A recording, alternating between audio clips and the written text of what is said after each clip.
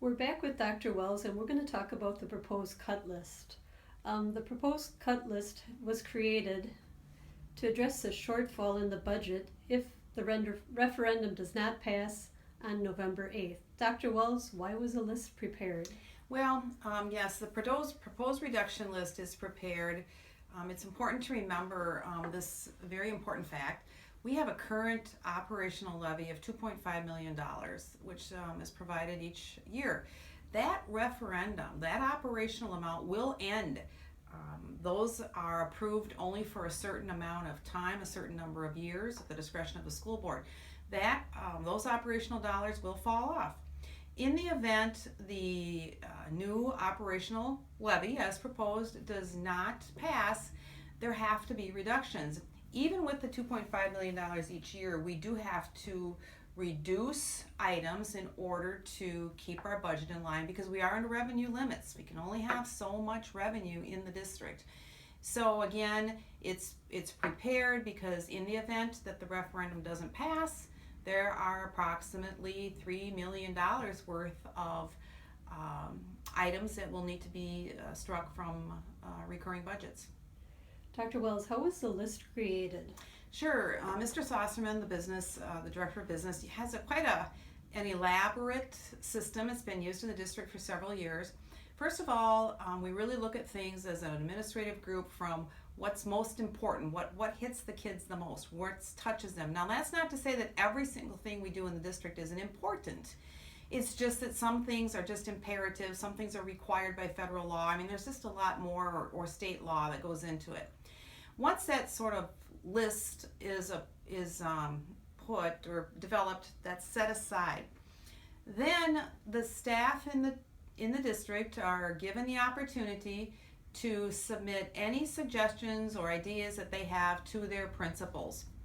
That material is then gathered up, and in some buildings they go through it themselves as a staff.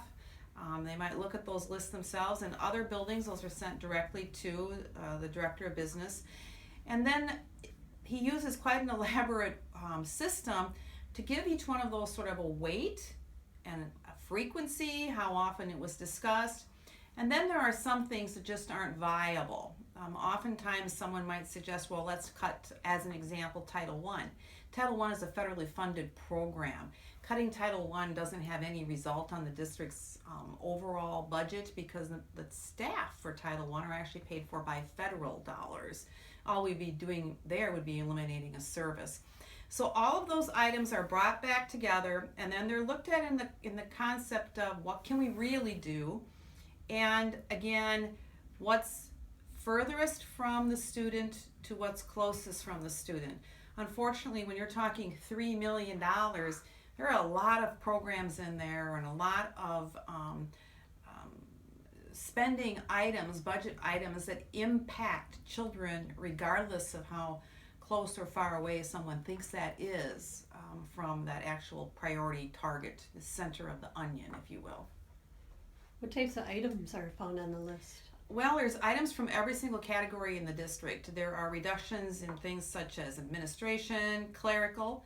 And when you think about reducing one of the clericals out in any of the buildings, we think about the number of phone calls we have, the amount of required paperwork schools are required to submit, things that happen throughout the day, all those pieces that clerical staff do. When you think about that just in the context of how that impacts students and parents, less clerical means longer wait times. It means less time to spend even interacting with children on a one-to-one basis. So it's those types of things, a lot of people things, reductions that will affect academic programs.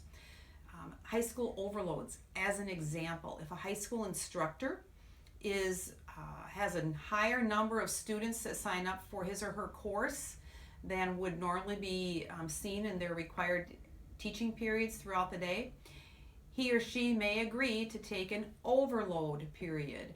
That overload period allows that extra group of students to take that course. One wouldn't go out and hire an extra teacher when one only has a class, one class size worth of students who need to take that course.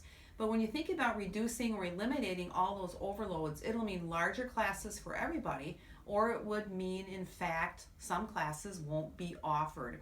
So we have things like reducing overloads, reducing some programming. Right now we have gifted and talented programming on there. The programming and doing things for gifted and talented is required by state law, but having an actual person coordinate that is not. So we're looking at those particular types of things are on the list. There are things on there that are not necessarily academic. So we have reductions in our maintenance budget. We already take a lot of criticism for not being able to maintain these large facilities, but that takes a lot of funding. So there'd be a reduction in that, which would mean some of those projects that are out there would be yet delayed more. Reduction in custodial staff or their overtime, which would mean less facility use, less use of the facilities perhaps by community members.